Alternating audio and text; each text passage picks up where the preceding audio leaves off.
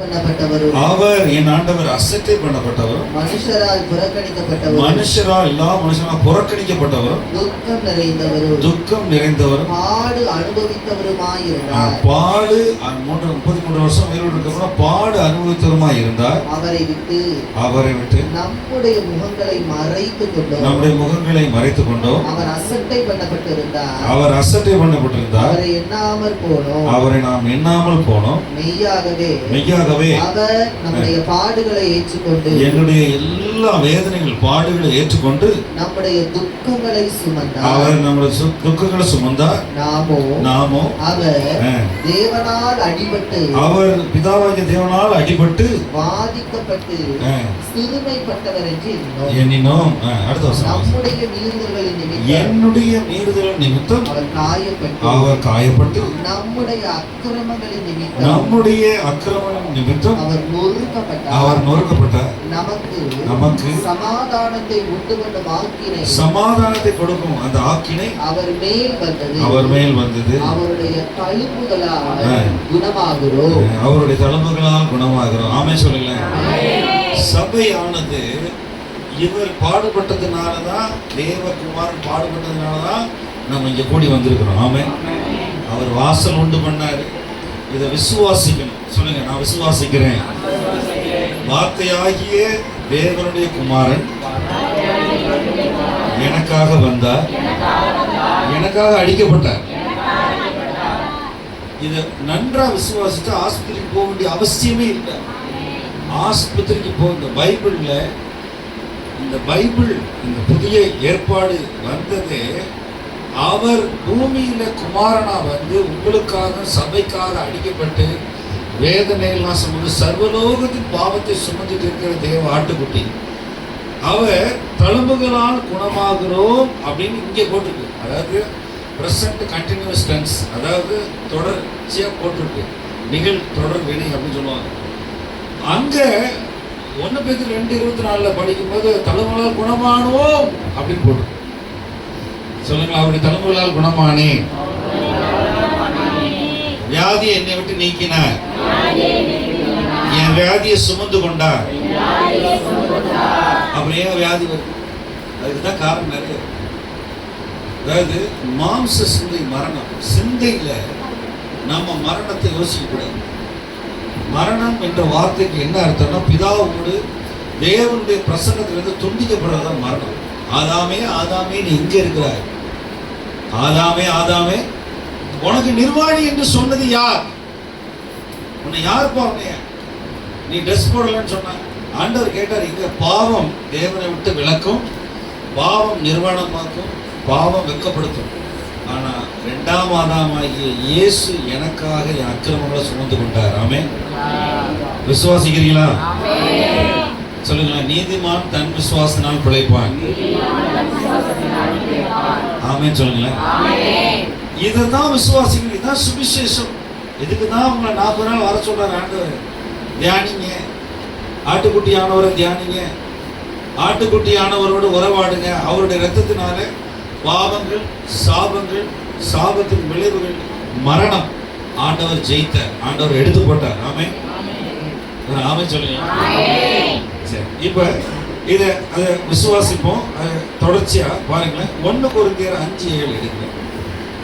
கர்த்தர் நமக்காக அடிக்கப்பட்டதை வாயை திறந்து அறிக்கையிடணும், விசுவாசிக்கணும். 1 கொரிந்தியர் 5:7. ஆகையால் புளிப்பில்லாதவர்களாய் இருக்கிறபடியே, புளிப்பில்லாதவர்கள், அது முந்தின வசனம் வாசிங்க, 6 வாசிங்க. நீங்கள் மேன்மை பாராட்டுகிறது நல்லதல்ல, மேன்மை பாராட்டுறது நல்லதல்ல, கொஞ்சம் புளித்தமா இசைந்தமா முழுவதையும் புளிப்பாக்கும் என்று அறியீர்களா? ஆகையால் நீங்கள் புளிப்பில்லாதவர்களாய் இருக்கிறபடியே புதிதாய் பிசைந்த மாவாய் இருக்கும்படிக்கு பழைய புளித்த மாவை புறம்பே கழித்து போடுங்கள். ஏனெனில் நம்முடைய பஸ்காவாகிய கிறிஸ்து நமக்காக பலியிடப்பட்டிருக்கிறாரே. ஆமென் சொல்லுங்களேன். பஸ்கா எல்லாரும் சொல்லுங்க. கடந்து செல்லுதல். சொல்லுங்க.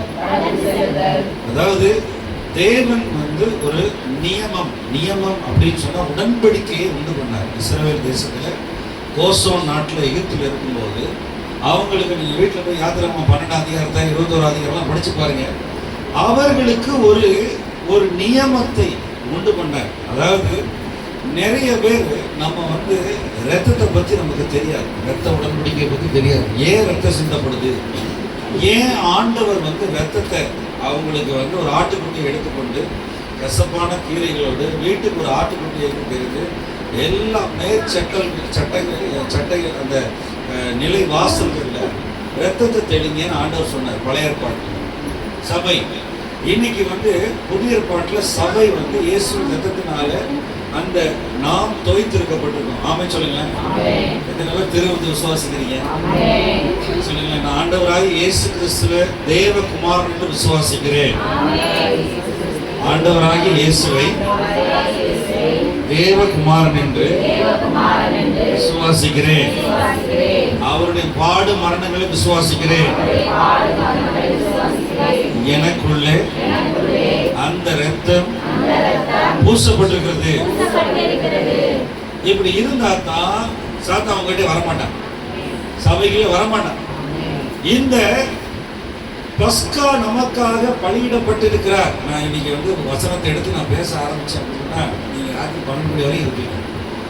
இது ஆபிப் மாதம், சீவான் மாதம் அப்படின்னு சொல்லப்பட்டிருக்கு. அதாவது அந்த அந்த வாரத்தில் 14 நாள் இயேசு கிறிஸ்து ஒரு ஆடு, சுருக்கமாக சொல்கிறேன், ஒரு ஆடு பழைய ஏற்பாட்டில் அடிக்கப்படும்னா அந்த 17ஆம் அதிகாரத்தில் யாத்திராமத்தில் டெய்லி ஆசாரிய வாசனை கட்டியிருக்கிறது. டெய்லி பிடிச்சி போகிறவங்கலாம் பார்ப்பாங்க. என்ன பார்ப்பாங்க, இந்த ஆடு பழுதற்ற ஆடா, நசல் கொண்டதா, இது நொண்டி ஆடா அப்படின்னு. இவர் டெய்லி காலையில் பிரித்தானியாவிலிருந்து எரிச்சலுக்கு போயிட்டு வந்தார். இதைத்தான் மத்தேயு, மார்க்கு, லூக்கா, யோவான் ரெக்கார்ட் பண்ணியிருக்கிறார். அவர் பஸ்கா பண்டிகையின் முந்தின நாள், வாரத்தின் முதல் நாள், பஸ்கா பண்டிகை சமீபமாக இருந்தது, புளிப்பில்லாத அப்ப பண்டிகை. அந்த பண்டிகையில் கரெக்டாக ஆடு பலியிடணும். அந்த அதாவது பண்டிகைன்ற வார்த்தைக்கு என்ன அர்த்தம் எபிரேய மொழியில் அப்படின்னா ஒத்திகை பார்த்தல் அப்படின்னு அர்த்தம். என்ன சொல்லுங்க? ஆண்டவராகிய இயேசு கிறிஸ்து வர்றதுக்கு ஒத்திகை பார்க்கறதுக்கு தான் இந்த பஸ்கா பண்டிகையை ஆண்டவர் நியமம் ரத்தம் பூசுதல வந்து எகிப்துல வச்சார். அவங்க வந்து 2000 வருஷத்துக்கு மேல ஆட்டுக்குட்டியை எடுத்துக்குவாங்க. வருஷத்துக்கு ஒரு தடவை ஆட்டுக்குட்டியை எடுத்துக்கொண்டு அவங்களுக்குள்ள அந்த குடும்பத்துக்கு, ஒவ்வொரு எபிரேய 12 கோத்திரத்தில் உள்ள குடும்பத்துக்கு கிறிஸ்து வரப்போகிறார் அப்படின்னு அவர் வரப்போகிறத நினைவு கூர்ந்து அவங்க ஒவ்வொரு வருஷமும் இந்த பஸ்கா பண்டிகை கடந்து செல்வதில் கொண்டாடினாங்க. ஆனா உண்மையிலே 2ஆம் மாதம் உங்களுக்காக எனக்காக வந்தாரா? விசுவாசிக்கிறீங்களா? வந்தாரா இல்லையா? அவர் வந்தது தான் இந்த வேதம் ரெக்கார்ட் பண்ணது. நீங்க விசுவாசிக்கிறவனுக்கு தேவ பலன். அதுதான் அவர் பவுல் சொல்றாரு, கொரிந்து சபைக்கு சொல்றாரு, நீங்க பழைய புளித்த மாவு, அதாவது துர்க்குணம், அதாவது விட்டுணும். இந்த நாட்கள்ல மாம்சத்தின்படி இருக்கக்கூடாது. இந்த மாதிரி நீங்க மேன்மை பாராட்டுறீங்க, சின்ன பிள்ளை மாதிரி இருக்கிறீங்க, உங்களுக்குள்ள பாவம்ன்ற வார்த்தை சொல்லப்படக்கூடாது அப்படின்னு நான் சொல்லிட்டே வரேன். பஸ்கா பலியிடப்பட்டிருக்காரு இயேசு இப்படி சொல்லிக்கிட்டே போனவரு 10ஆம் அதிகாரத்தில் நாம் ஆசீர்வதிக்கிற ஆசீர்வாதத்தின் பாத்திரம், நாம் ஆசீர்வதிக்கிற ஆசீர்வாதத்தின் மேஜை, இது அப்பமும் அந்த ரசமும் ஆசீர்வதிக்கப்பட்ட மேஜை அப்படின்னு சொல்றார். இந்த 1 Corinthiயர் 10:11 தான் நம்ம வழக்கமா வாசிப்போம் திருவிருந்து எடுக்கும்போது. அவர் சொல்றாரு, பஸ்கா ஆகிய கிறிஸ்து பலியிடப்பட்டிருக்கிறாரே. ஒரு ஆமே சொல்லுங்க. விசுவாசம் எது மேல இருக்கணும்னா திருவிருந்து மேல, சபையின் மேல இருக்கணும். ஆமே சொல்லுங்களேன். விசுவாசம் எனக்கு வந்து ஆண்டவர் எனக்கு, அதாவது நல்லா கவனிங்களேன், இந்த பூமியில உங்களுக்கு தேவையானது எல்லாத்தையும் கர்த்தர் தருவார். தருவாரா? தர மாட்டார்? நான் பிள்ளைகளுக்கு அதாவது ரோமர்ல தெளிவா போட்டு 8:32 நம்முடைய சொந்த குமாரன் என்று அவரையே கொடுத்தவர் மற்ற எல்லாவற்றையும் கொடாத அவரை அன்பு கூட வேணாமா? அவர் அடிபட்டாரு, தொங்குனாரு, ரத்தத்தை சிந்தினாரு, அக்கிரமங்களெல்லாம் சுமந்து கொண்டாரு. நான் விசுவாசிக்கிற விசுவாசம் சரியான விசுவாசமா இருக்கணும். இந்த 53ஆம் அதிகாரத்தை விசுவாசிக்கிற ஏசாயா, அவர் என்ன அக்கிரமங்களை சுமந்து கொண்டார், என் துக்கங்களை சுமந்து கொண்டார், என்னுடைய பஸ்காவா இருக்கிறார் அப்படின்னு நீங்க வாயில அறிக்கை எடுக்கணும் சபை. ஆமென் சொல்லுங்க. அதாவது நம்முடைய விசுவாசம் வந்து எப்படி இருக்கக்கூடாது அப்படின்னா, இன்மைக்காக மட்டும் இருக்கக்கூடாது. அதான் அவர் பவுல் 1 கொரிந்தியர் 15:19 சொல்றாரு, நம்முடைய இன்மைக்காக மட்டும் கர்த்தர் மேல் பற்றுதலா இருந்தோம்னா மற்ற எல்லாரையும் காட்டிலும் பரிந்துரைக்கப்பட்டவங்க. அதிகமா விசுவாசிக்கிறீங்களா? ஆமென். இப்ப தேவகுமாரன் உங்களுக்கு எல்லாத்தையும் தருவாரா தரமாட்டாரா? கவலைப்படாதீங்க. பக்கத்துல பார்த்து சொல்லுங்களேன், கவலைப்படாதீங்க. என்னத்தை புசிப்போம் என்னத்தை குடிப்போம் கவலைப்படாதீங்க. 40 வருஷம் சிஸ்டர் 40 வருஷம் ஆண்டவர் வாஷிங் மிஷின் இல்லை, ஒரு ஏடிஎம் கார்டு இல்லை, உடம்புல வியாதி இல்லை. அந்த 40 வருஷம் பழையப்பாட்டு சபைகள் எல்லாருக்கும் அவர் பலன் கொடுத்து வானத்து மண்ணா வச்சு போஷித்து அவங்கள நல்லா நடத்தி வந்தார். ஒரு குறை இல்லை. சொல்லுங்க, நீ காலையில் ஆண்டவர் 5:45 எதிர்த்து உனக்கு ஏதாவது குறை வச்சேனான்னு கேட்டேன். குறை இல்லை. இன்னைக்கு இந்தியாவில் பார்த்தீங்கன்னா சாப்பாடை வெளியே கொட்டுறாங்க. அவ்வளோ ரிலையன்ஸ் எல்லாம் போய் பார்த்தீங்க அப்படின்னு சொன்னால் டெய்லி 100 கிலோ காய்கறிகளும் பழங்களும் அழுகி கீழே கொடுத்தாங்க. பழைய ஹோட்டல்காரன், நீங்கள் ஹோட்டலில் போய் நல்லா ருசியாக இருக்குன்னு அச்சனா ஹோட்டல் சாப்பிட்றீங்க, 100 கிலோ கழிவு போகுது. நம்ம நாட்டில் நிறைய கர்த்தர் ஆசீர்வச்சிருக்காரு. ஆமென் சொல்லுங்க. இந்தியாவிலே சிறந்த மாநிலம் தமிழ்நாடு. ஆமென். தெரியுமா? உங்களுக்கு தெரியாதுன்னா படிச்சு போறேன். அது காரணம் என்னன்னா, இங்க சுவிசேஷம் முதல்ல வந்துச்சு, இங்க தோமாவுடைய ரத்தம் சிந்தப்பட்டுச்சு. இங்கே இருந்துதான் ஆயிரக்கணக்கான மிஷினரிகள் இந்தியா இருந்து போனாங்க. அதனால தமிழ்நாட்டை கொஞ்சம் ஆசீர்வச்சிருக்காரு. ஆமென் சொல்லுங்க. வட இந்தியக்காரன் யாரும் இந்தி பைபிளை காசு கொடுத்து வாங்க மாட்டாங்க. இங்க இருக்கிறவங்க ஆயிரக்கணக்கான இந்தி பைபிளை அடிச்சு இதை கொண்டு போய் ஒரிசாலையும் வட இந்தியாவிலும் இந்திய நாடுகள் எல்லாம் கொடுக்குறாங்க. நான் 20 வருஷம் 25 வருஷம் அனுபவத்தில் சொல்றேன். சரி, அடுத்தது பார்ப்போம். பாருங்க, அந்த பஸ்கா அவர் கடந்து செல்கிறார். எந்த பக்கத்து வீட்டில் வர வியாதி உங்களுக்கு வராது. ஆமென் சொல்லுங்க. ஓசோன் தேசத்துல மட்டும் அந்த வாதைகள் வரவே இல்லை. அது மாதிரி சபையை கர்த்தர் காக்குறார். அதுதான் அவர் சொல்றார் கம்யூனியன் எடுத்து பாவ அறிக்கை செய்து கிருபையின் பிரமாணத்துக்குள்ள வந்து தேவகுமாரனுடைய அந்த உடன்படிக்கையில் இருக்கிறவங்களுக்கு வியாதி வராது. தொடமாட்டான் பிசாசு. ஆமென் சொல்லுங்க. இன்னொரு வசனத்தை ஏனுங்க, ரோமர் 8:2. அதாவது ரொம்ப அவர் அந்த சபைக்கு எழுதப்பட்ட நிருபங்கள்ல ரோமர் 8ஆம் அதிகாரம், கிறிஸ்து இயேசுவினாலே ஜீவனுடைய ஆவியின் பிரமாணம் என்னை பாவம் மரணம் என்பவைகளின் பிரமாணத்திலிருந்து என்னை விடுதலை ஆக்கிற்று. ஆமென் சொல்லுங்க. நான் விசுவாசிக்கிறேன் சொல்லுங்க. இந்த பாவ பிரமாணமும் மரண பிரமாணமும் உலகத்தில் இருக்கு. அது உங்களுக்குள்ள கிரியை செய்யாது. அதை பத்தி பேசாதீங்க. நீங்க கிறிஸ்து இயேசுல அதாவது the law of Christ Jesus, spirit of life அப்படிங்கிற ஜீவனுடைய ஆவியின் பிரமாணம் இப்ப உங்களுக்குள்ள கிரியை செய்யுது. நீங்க ஜீவனுக்கு ஒப்பு கொடுக்கப்படுறீங்க. ஒரு அந்த இடத்துல கை வச்சுங்க. நம்ம திரும்ப வருவோம். யோவான் 5ஆம் அதிகாரம். ஆண்டவர்கிட்ட எல்லாரும் கேட்குறாங்க. யோவான் சுவிசேஷம் 5ஆம் அதிகாரம் குழம்பி போய் எடுத்து கேட்குறாங்க. அவர் என்ன சொல்றாரு பாருங்க ஜனங்களை. யோவான் 5ஆம் அதிகாரம் அதுல 24ஆம் வசனம் பாருங்க. என்னுடைய கேசுக்கு சொல்றாரு, என் வசனத்தை கேட்டு என்னை அனுப்பினவரை விசுவாசிக்கிறவனுக்கு, என்னை அனுப்பின பிதாவை விசுவாசிக்கிறவனுக்கு நித்திய ஜீவன் உண்டு. பரலோக அந்த நித்திய ஜீவன் சுவாபம் உண்டு. அவன் ஆக்கினை தீர்ப்புக்குட்படாமல், அவன் உலகத்தில் உள்ள ஆக்கினை தீர்ப்புப்படாமல் மரணத்தை விட்டு நீங்கி ஜீவனுக்கு உட்பட்டிருக்கிறான். ஜீவனுக்கு உட்பட்டிருக்கிறான் என்று மெய்யாகவே உங்களுக்கு சொல்லுகிறேன். ஒரு ஆமென் சொல்லுமே. சொல்லுங்களேன், நான் ஜீவனுக்கு உட்பட்டு இருக்கிறேன். சத்தமா சொல்லுங்களேன்.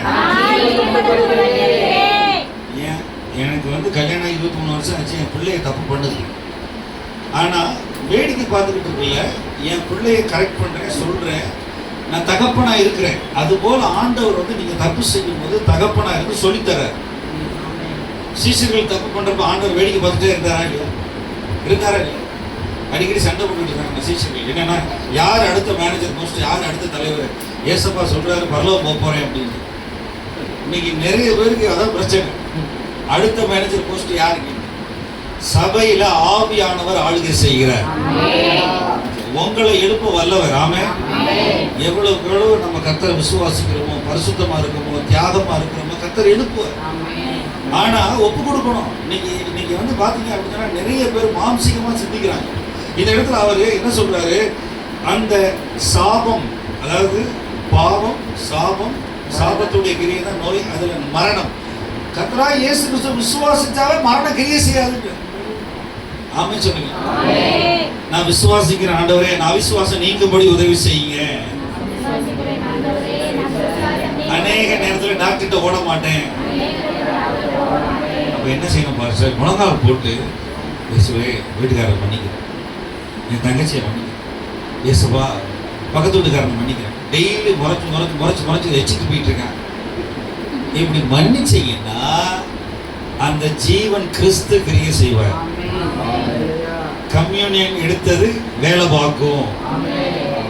அந்த இடத்துல ஆண்டவர் இதுதான் ரோமர் 8:2 சொல்றாரு, கிறிஸ்து இயேசுவில் உள்ள ஜீவனுடைய ஆவியின் பிரமாணம் விசுவாசிக்கிறவனுக்கு பாவம் மரணம் என்ற பிரமாணத்திலிருந்து என்னை நீக்கலாக்கி விட்டுச்சே. இப்ப பாவ பிரமாணம் உங்களுக்கு கிரியை செய்யாது, மரண பிரமாணம் உங்களுக்கு கிரியை. இயேசுவை விசுவாசிச்சு ரட்சிக்கப்பட்டு அவர் கல்வாரி சிலுவையில் அந்த ரத்தத்தை விசுவாசிக்கிறவனுக்கு இந்த ஜீவ பிரமாணம் கிரியை செய்யும். அதுக்காக தான் நான் ஊழியக்காரனா இருக்கிறேன். ஆமா, பாஸ்டர் வேலை பார்க்குறாரு, பாஸ்டர் வந்திருக்காரு. அநேக நேரங்கள்ல நம்ம எதுக்கு ஒப்பு கொடுக்குறோமோ அதே மாதிரி இருக்கும். இந்த ரோமர்ல பாருங்க, திரும்ப பாருங்க, ரோமர் அந்த விசுவாசம், அந்த ரோமர் 10ஆம் அதிகாரம் பாருங்க, ஒரு வசனத்தை சொல்றேன். நிறைய காரியங்களை சொல்லணும்னு ஆசை. நேரத்தில் இவ்வளவு நேரத்தில் ஆண்டவர் வந்து மரணத்தை உங்களுக்குள்ள கிரியை செய்கிறது அல்ல. ரோமர் 10 எடுத்துக்கொள்ளுங்க.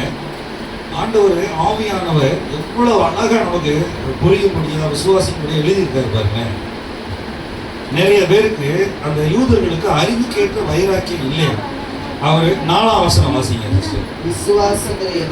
அதாவது கர்த்தராகிய இயேசு கிறிஸ்துவை தேவகுமாரன் என்று விசுவாசிக்கிற எவனுக்கும் தேவ நீதி உண்டாகும்படியாக நியாயப்பிரமாணத்தின் முடிவாய் இருக்கிறார். நியாயப்பிரமாணத்தின் முடிவாய் இருக்கிறார். ஆமென் சொல்லுங்க. இப்ப இயேசு கிறிஸ்து வார்த்தையானவர் ஆவியானவர் உங்களுக்குள்ள இருக்காரா இல்லையா? சரி, திருவருள் உடன்படிக்கையில இருக்கிறீங்களா இல்லையா? சரி, இப்ப உலக பிரமாணம் கிரியை செய்யுமா உங்களுக்கு? பாவ பிரமாணம், நியாய பிரமாணம். நியாய பிரமாணத்தை இயேசு கிறிஸ்து ஜெயிச்சிட்டாரு தெரியுமா? எடுங்க வசனம் எடுங்க. கொலோசியர் 2:13-14. நியாயப்பிரமாணத்தை எடுத்துங்க, எல்லாரும் எடுத்துங்க. அவர் வந்து ஒரு சன்ன சுருக்கமா எழுதியிருக்காரு, ஆனா பயங்கர ஆழமா இருக்கு. இதுல 13, 14, 15 வாசிக்கலாம். உங்கள் பாவங்களினாலேயும் சபையில உங்கள் பாவங்களினாலேயும் உங்கள் மாம்ச விருத்த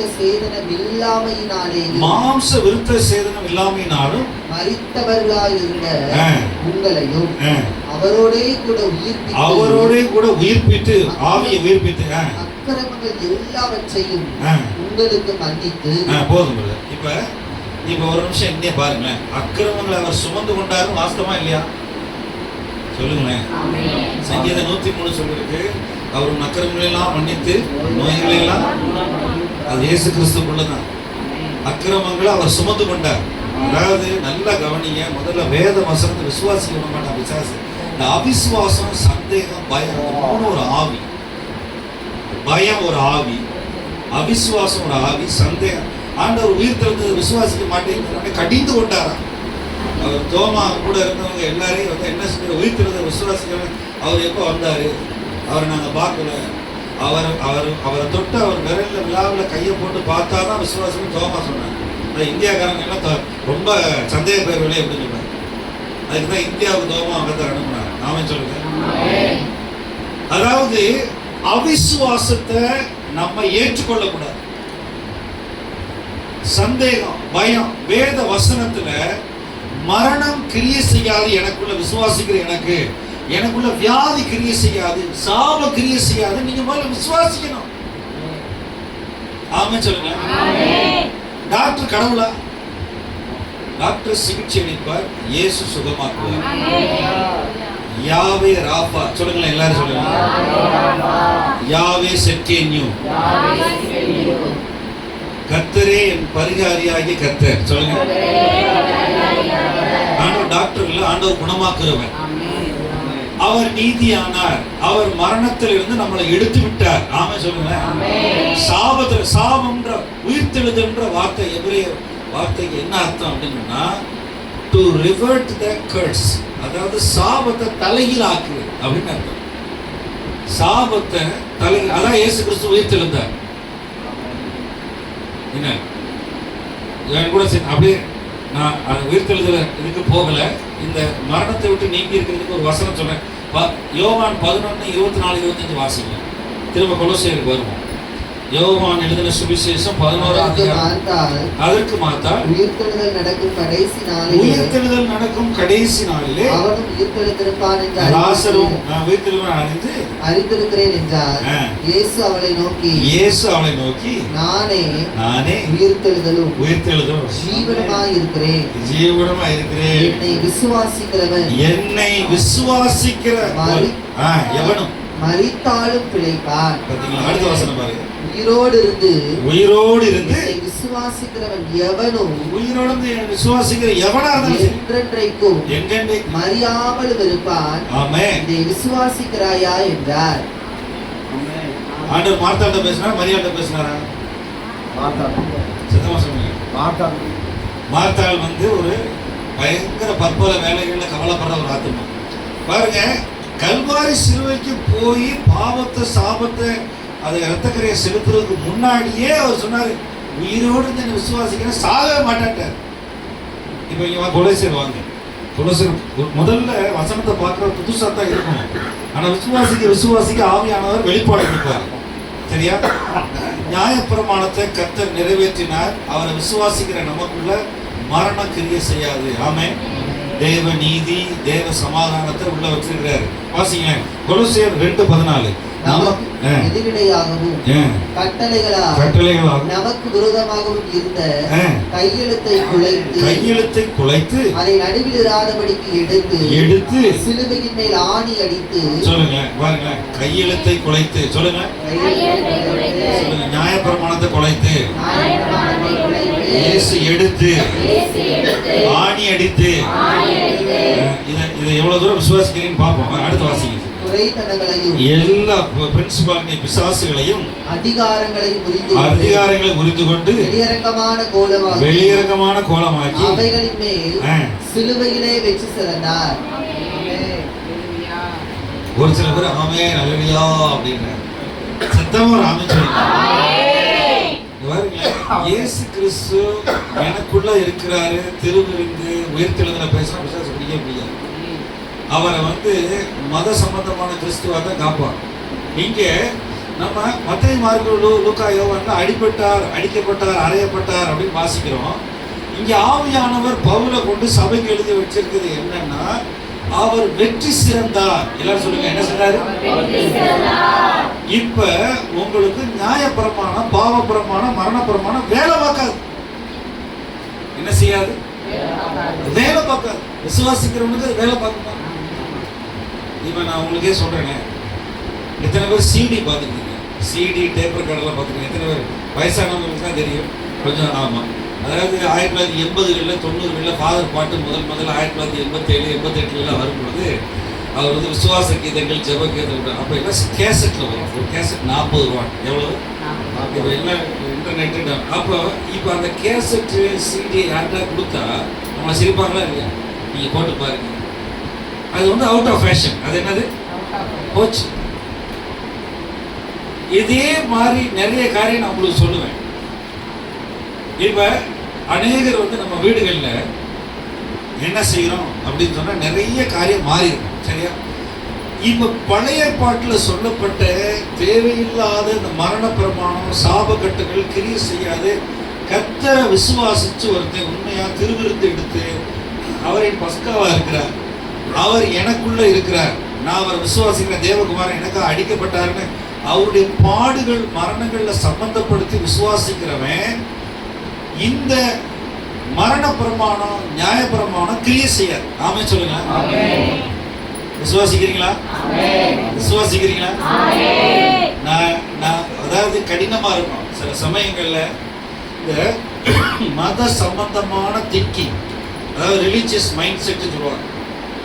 யூதர்களுக்கு அவர் 6ஆம் அதிகாரத்தில் எல்லாரும் என்ன சொன்னாரா, என் மாம்சத்தை புசித்து என் ரத்தத்தை பானம் பண்றவனுக்கு நித்திய ஜீவன் சொல்லிட்டார். ஆண்டவர் தனியா போச்சு.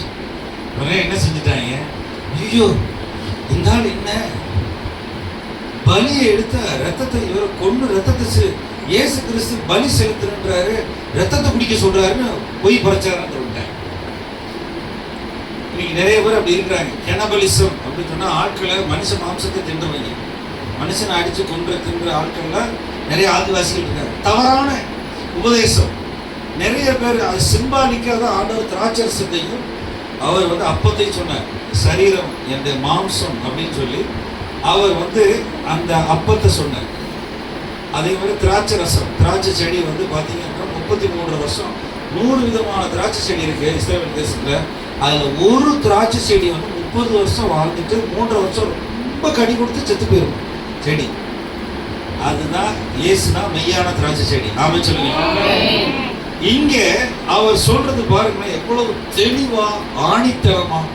அவர் வந்து முதல் நூற்றாண்டுல 2000 வருஷத்துக்கு முன்னாடி பவுல் எவ்வளவு தெளிவா சொல்றாரு. சாத்தான, அதாவது வானமண்டலத்தில் பொருளாதார சேனைகளை ஆண்டவர் கேவலப்படுத்திட்டார் 2ஆம் மாதம். ஆமே சொல்லுங்க. இன்னொரு வசனத்தை காட்டுற மாதிரி ரோமர் 5 பாருங்க. ரொம்ப ரகசியமான இந்த வசனங்களை சொல்றேன். நீங்க விசுவாசிச்சீங்கன்னா உங்களுக்குள்ள ஆவியான பலத்த கிரியை செய்வார், விடவே மாட்டாரு. இதை விசுவாசிக்கிற எனக்கெல்லாம் 10 வருஷம் 7 வருஷம் 14 வருஷம் ஆச்சு இந்த ஆண்டவருடைய சுவிசேஷங்களை. ரோமர் 5ஆம் அதிகாரம் பாருங்க. அவரு எவ்வளவு, அதாவது இப்போ வந்து கிருபை வரம் பாருங்க, அந்த இடத்துல 15ஆம் வசனத்தை பாருங்க. ஆனாலும் மீறுதலின் பலன் கிருபை வரத்தின் பலனுக்கு ஒப்பானதல்ல. அல்ல. எப்படி ஒருவனுடைய மீறுதலினாலே அநேகர் மரித்திருக்க தேவனுடைய கிருபையும் இயேசு கிறிஸ்துவின் ஒரே மனுஷனுடைய கிருபையினாலே வரும் ஈவும் அநேகர் மேல் அதிகமாய் பெருகி இருக்கிறது. ஆமென் சொல்லுங்க. வசனத்தை விசுவாசிக்கிறீங்களா? எனக்கு ஆமென் சொல்லுங்க.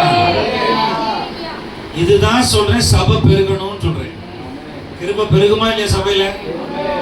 இப்ப நீங்க உங்க ஆட்களே பார்க்க மாட்டீங்க. அடுத்து புது சபைக்கு போக போறீங்க, இன்னும் 2 பெரிய சபை கட்ட போறாரு. ஆண்டவருக்கு லேசான காரியம் சொல்லுங்க. நீங்க ஒரு சின்ன கிணற்று தவளை மாதிரி யோசிக்க கூடாது, விசுவாசிக்க கூடாது. அடுத்து 17ஆம் வசனத்தை பாருங்க. அல்லாமலும் ஒருவருடைய மீறுதலினாலே அந்த ஒருவர் மூலமாய் மரணம் ஆண்டு கொண்டிருக்க, மரணம் அந்த பழைய ஆதாம் முதல் ஆதாம் ஆண்டு கொண்டிருக்க கிருபையின் பரிபூரணத்தையும் சபை பெற்றுக் கொண்டிருக்க கிருபையின் பரிபூரணத்தையும் நீதியாகிய ஈவின் பரிபூரணத்தை பெறுகிறவர்கள் இயேசு கிறிஸ்து என்னும் ஒருவராலே ஜீவனை அடைந்து ஆளுவார்கள் என்பது அதிக நிச்சயமாமே. இத கொட்ட எழுத்துல பெருசா எழுதி வீட்டுல தொங்க போடணும். ஆமே சொல்லுங்க. நீங்க வியாதியஸ்தர்களுக்கு ஜெபம் பண்ணி கை வச்சு சுகப்படுத்துறதை விட்டு எப்ப பார்த்தாலும் பாஸ்டர் எனக்காக ஜெபம் பண்ணுங்கன்னு சொல்லலாமா? என்ன போட்டிருக்குன்னா கிருபையும் நீதியும் பெருகி இருக்கு. ஆமே சொல்லுங்க. உங்க வீட்டுல வியாதி வராது. ஆமே சொல்லுங்க. பாவ பிரமாணம் மரண பிரமாணத்தில் நான் நீக்கப்பட்டிருக்கிறேன்னு சொல்லுங்களேன். சொல்லுங்களேன். ரோமர் 8:2 படி ஜீவனுள்ள தேவனுடைய ஆவியின் பிரமாணம் எனக்குள்ள கிரியை செய்கிறது. நான் பாவ பிரமாணத்திலிருந்து மரண பிரமாணத்திலிருந்து நீக்கப்பட்டிருக்கிறேன். ஆமே சொல்லுங்களேன். இப்படிப்பட்ட சபைக்கு நமக்கு கிருபையின் பரிபூரணமும் நீதியின் பரிபூரணமும் கொடுத்திருக்காரு. அதனாலதான் சபை பெருகிட்டே போகும். அதனால ரகசியத்தை சொல்றேன். இனிமே நீங்க ஜெபிக்கும் போது ஆண்டவரை காப்பாருக்குள்ள பெரிய சபை கொடுங்க. என்ன பாஸ்டர் இப்பதான் அடுத்த சபைக்கு போக போற ஜெபம் பண்ணிட்டு இருக்க புஷு புஷு ஆண்டவர் சொன்னார், இதெல்லாம் பெரிதான விலை காண்பாயின்னு சொன்னார். ஒரு 100 கார்பாருக்குள்ள ஒரு சபையை கத்தர் தருவார். 7 ஏக்கர் 10 ஏக்கர் வேணும். ஆமே. உங்க ஆண்டவர் என்ன சும்மா புறம்போக்கா? எங்க அப்பா எவ்வளவு பெரியவர் தெரியுமா? அப்பாவை நீங்க என்ன பார்க்கல. என்னையெல்லாம் மண்டைய சிந்தையை உடைச்சு சொல்லி கொடுத்தாரு. இப்ப மரணம் ஜெயமாக விழுங்கப்பட்டது. பாருங்களேன், வசனத்தை சொல்றேன். 1 Corinthians 15 பாருங்க. இந்த பஸ்காவாக பலியிடப்பட்டிருக்கிறாரே 1 Corinthians 15 எடுங்க. அவர் ரகசியமா சொல்லிட்டு போறாரு. சொல்லிட்டு பரலோகம் போயிட்டாரு. சபைக்கு ரகசியத்தை சொல்லிட்டு போயிட்டார் பவுல். ஆனா இன்னும் ஆவியானவர் இந்த வசனங்கள் மூலமா நமக்குள்ள கிரியை செய்கிறார். பாருங்க அதுல இப்ப 84 55 அழிவுள்ளதாகி இது அழியாமையும் அழிவுள்ளதாகி இந்த சரீரம் அழியாமையும் சாவுக்கு ஏதுவாகி இது சாவாமையும் தரித்துக் கொள்ளும் போது மரணம் ஜெயமாக விழுங்கப்பட்டது என்று எழுதியிருக்கிற வார்த்தை நிறைவேறும். போதும். என்ன பாருங்களேன், இப்ப உங்களுக்குள்ள மரண கிரியை செய்தா ஜீவனும் கிருபையும் நீதி கிரியை செய்தா தடுமாட்டமா இருக்கு. திடீர்னு என் மகனை எழுப்பி இது யாரான்னு கேட்டா எங்க அப்பா அப்படின்னு சொல்லுவானா சொல்ல மாட்டேன். என்ன யாரான்னு பாஸ்டர் சொல்ல மாட்டான் என் மகன். என்ன சொல்ல மாட்டேன் சொல்லுங்க. இப்ப அவர் மரித்து மூத்த சகோதரனா 2ஆம் மாதம் எழுப்பிட்டாரு. இப்ப உங்களுக்குள்ள ஏற்கனவே அக்கிரமங்களால் பாவங்களினாலும் மரித்திருந்தவங்கள உயிர்ப்பித்தாரா உயிர்ப்பிக்கலையா? விசுவாசிக்கிறீங்களா இல்லையா? அவர் தேவகுமாரன் வார்த்தை உங்களுக்குள்ள இருக்கிறார். சபைக்கு நீதி கிருபை கொடுத்திருக்காரு. இப்ப அடுத்த வசனம் பாருங்க. மரணமே எல்லாரும் சேர்ந்து வாசிப்போமே. மரணமே உன் கூர் எங்கே, பாதாளமே ஜெயம் எங்கே? போதும். மரணம் அவுட்டு, சாத்து வாங்கிருச்சு, அடி வாங்கிருச்சு ஆண்டவர்கிட்ட. வெளிப்படத்துல உள்ள போட்டிருக்காரு, மரணத்துக்கும் பாதாளத்துக்குரிய திறவுகளை வச்சிருக்கிறாரு எங்க ஆண்டவர். பிசாசு தொடர்த்தும் போது ஆடுற ஆட்டத்தை பார்க்கணுமே. போயிடுறேன் கதை. இன்னைக்கு கர்த்தர் ஜெயாலியா உங்களுக்காக எனக்காக பரிந்து பேசுகிறார். அந்த குமாரன் வந்து சபைக்கு உங்களுக்கும் எனக்கும் அந்த மரணத்தை விட்டு நீங்கி கிருபை நீதியை கொடுத்திருக்கிறார். ஆமென் சொல்லுங்க. இந்த வசனம் வந்து சபையில நிறைவேறிடுச்சு, எனக்குள்ள நிறைவேறிடுச்சு. ஆமென் சொல்லுங்க. மரணம் ஜெயமாக விழுங்கப்பட்டது. கர்த்தருக்குள்ள இருக்கிறேன். சபையில கிறிஸ்து தலைவரா இருக்கிறார். நான் மனவாட்டி. ஆண்டவர் உங்களை ரொம்ப எதிர்பார்க்கிறார். விசுவாசத்துல வளரணும், ஆவியில வளரணும், சமாதானத்துல வளரணும், ஆசீர்வாதத்துல வளரணும், கிருபையில வளரணும், கிருபையில பெருகணும்னு நினைக்கிறார். ஆனா நீங்க என்ன நினைக்கிறீங்க? அநேக நேரம் மாம்ச சிந்தை உலக சிந்தைக்கு போயிருக்கு. இன்னொரு வசனத்தை பாருங்களேன். எபிரேயர் 2:14 மரணமானது விழுங்கப்பட்டது. மரணம் வந்து ரிவர்ட் ஆனது. அது திரும்பி ஜீவன் ஆக்கப்பட்டது கிறிஸ்து வந்த பிறகு. ஆதலால் பிள்ளைகள் மாம்சத்தையும் இரத்தத்தையும் உடையவர்களாய் இருக்க, பிள்ளைகள் சபையில் இருக்கிற பூமியில் இருக்க எல்லாரும் பிள்ளைகள் மாம்சத்தை இரத்தத்தையும் உடையவராய் இருக்க, அவரும் அவர்களைப் போல, அவரும் நம்மளைப் போல மாம்சத்தையும் இரத்தத்தையும் உடையவரானார். உடையவராய் வந்து மரியாள் வீட்டுல பிறந்தார். மரணத்துக்கு அதிகாரியாகிய பிசாசானவனை தமது மரணத்தினாலே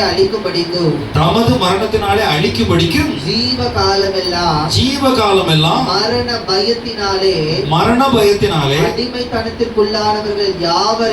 அடிமைத்தனத்துக்குள்ளான யாவரையும் விடுதலை பண்ணும்படிக்கும் அப்படியானார். ஆமென் சொல்லுங்க. இதுல உங்களை போட்டுக்கா இல்லையா? நீங்க அடிமைத்தனத்துல வெளியே வந்துட்டீங்களா இல்லையா? சரி, மரணத்துக்கு அதிகாரி கர்த்தர் ஜெயித்தாரா ஜெயிக்கலையா? உங்களுக்கு எவ்வளவுக்கு எவ்வளவு விசுவாசமும் துணிச்சலும் ஆவியானவருடைய அந்த வசனத்தை விசுவாசிச்சு நீங்க கர்த்தரோட வந்து உறவாடுறீங்களோ அவ்வளவுக்கு அவ்வளவு ஜீவன் கிரியை செய்யும். அதிகமா 2ஆம் மாதமுக்குள்ள இருக்கிற 1ஆம் மாதம் வந்து ஜீவ ஆத்மா, 2ஆம் மாதம் உயிர்ப்பிக்கிற கர்த்தர். அவர் யாரு? உயிர்ப்பிக்கிற கர்த்தர். இன்னைக்கு நான் உங்களுக்கு சொல்லுகிறேன், வாயை திறந்து மரணத்தை பேசாது. வாயை திறந்து என்ன பேசக்கூடாது? கூப்பிடக்கூடாது. சாக போறேன்னு சொல்லாதீங்க, பரவம் போறேன்னு சொல்லுங்க. பரவம் போயிட்டு வாங்க. ஆமென் சொல்லுங்க. பிரச்சனை வந்துச்சுன்னா சாவ கூப்பிடாதீங்க. மரணமும் ஜீவனும் நாவின் அதிகாரத்தில் இருக்கு. மரணமே உன் கூரைக்கு, பாதாளமே உன் ஜெயம் எங்கே அப்படின்னு ஆண்டவர், அதாவது இயேசு, நீங்க பார்க்குற இயேசு கொஞ்சம் பக்கம் மறுபகுதியை நீங்க இன்னும் பார்க்கல. பரிசுத்தவான்கள் போன பகுதியை பரலோகத்திலிருந்து பூமியையும் பரலோகத்திலிருந்து சபையும் இன்னும் பார்க்கல. நல்லா கவனிங்க. அவர் வந்து சாத்தான தலையை நசுக்கினார். சாத்தான வலுசற்பமாகிய சாத்தான ஜெயித்தாரு, பாதாளத்தை ஜெயித்தாரு, மரணத்தை ஜெயித்தார். இந்த நேரம் நான் இது நான் வெளியில பேசியிருந்தேன்னா அப்படியே கதறி இருப்பாங்க. இன்னைக்கு அநேக நேரங்களில நம்முடைய அதாவது நம்முடைய சிந்தை என்னன்னா ஒரு போர்க்களம், இது விரோதமா இருக்கு, விசுவாசிக்கிறதுக்கு ரொம்ப விரோதமா இருக்கு. அநேக நேரங்களில் நான் எழுதப்பட்டதை மட்டும் விசுவாசிக்க சொல்லல, உங்களுக்காக நீங்க பரலோகம் போக, நீங்க கிருபையில பெருக, நீங்க நீதியில பெருக, நீங்க ஜீவன்ல பெருக தான் விசுவாசிக்க சொல்றேன். ஆமென் சொல்லுங்க. இயேசு என்ன சொன்னா? நித்திய ஜீவன் அப்படின்னு சொன்னா என்ன அர்த்தம்? எட்டர்னல் லைஃப் அப்படின்னா திவ்ய சுவாபம், கடவுளை போல, அந்த குமாரனை போல, தெய்வத்தை போல உள்ள சுவாபம், அன்புல பெறுகிறது, கிருபையில பெறுகிறது. அவர் சொன்னார் 5ஆம் அதிகாரத்திலே சொல்லிட்டார் யோவான்ல, என்ன விசுவாசிக்கிறவன் மரணத்தை விட்டு நீங்கி இருப்பான், மரணம் கிடையாது. ஆமென் சொல்லுங்களேன். எவ்வளவு தைரியத்துல பவுல் சொன்னாரு, எனக்கு கிறிஸ்து எனக்கு ஜீவன், சாவு எனக்கு ஆதாயம், எனக்கு ஆதாயம். என்னை கொன்னைன்னா நான் அவரோட கூட போவேன், என்னைய மாதிரி ஒரு கோடி பேர் எந்திரிப்பான். ஆமென். விசுவாசம்னா வேதனைப்படணும். சபையை பார்த்து, உலகத்தை பார்த்து நம்ம பயப்படக்கூடாது. சபையை பார்த்து, சபையுடைய வல்லமையை பார்த்து, ஆவியானுடைய கிருபை நீதி பார்த்து உலகம் பயப்படணும். ஆமென். விசுவாசிக்கிறீங்களா? மரணமே உன் கூர் எங்கே? சொல்லுங்க. பாதாளமே உன் ஜெயம் எங்கே? அநேக நேரம் இயேசு ஜெயித்தாருன்னு சொல்றதை காட்டிலும் அந்த ஜெயித்த இயேசு வார்த்தையா நமக்குள்ள இருக்கிற, அதுதான் திருவருந்து. எதுக்கு திருவந்து உடன்படிக்கை கர்த்தர் கூப்பிட்டார்? சபையே நீ வா, நீ என் கூட வா, என்னோட ஐக்கியப்படு, சபையே நீ வா அப்படின்னு ஆண்டவர் கூப்பிட்டார். இந்த சபையில ஆண்டவராகிய இயேசு கிறிஸ்து, அவர் திராட்சை செடி, நம்ம எல்லாம் கொடிகள். ஆமென். அவர்கிட்ட ஜீவன் வருதா வரலையா? சரி, சபையை அப்போஸ்தலர் நடவடிக்கையில வைராக்கியமா பார்த்துட்டார் ஆண்டவர். சபை பெருகுமா பெருகாதா? சத்தமா சொல்லுங்க. சபை வளரும், சொல்லுங்க, பெருகும், ஜெயிக்கும். யாரும் தொட முடியாது சபையை, அவருடைய சரீரம். இந்த நீதி நீவு, இந்த கிருபை நீவு, ஜீவன் உங்களுக்குள்ள பெருகணும். இந்த நாட்கள்ல ஆண்டவரோட ரொம்ப உறவாடுங்க. சரியா? ஆண்டவரோட ரொம்ப உறவாடுங்க. நீங்க என்னென்னத்தை வாக்குத்தத்தத்தை சுதந்திரிக்கணுமோ, என்னென்னத்தை பரலோகத்திலிருந்து இந்த கர்த்தராகிய இயேசு கிறிஸ்துவுக்குள்ள நீங்க அனுபவிக்கணும். ஆமென். கண்களை மூடி ஜெபிப்போமா? கண்களை மூடி. நாட்டுக்குட்டியானவரே அந்த பாடலை பாட போறோம்.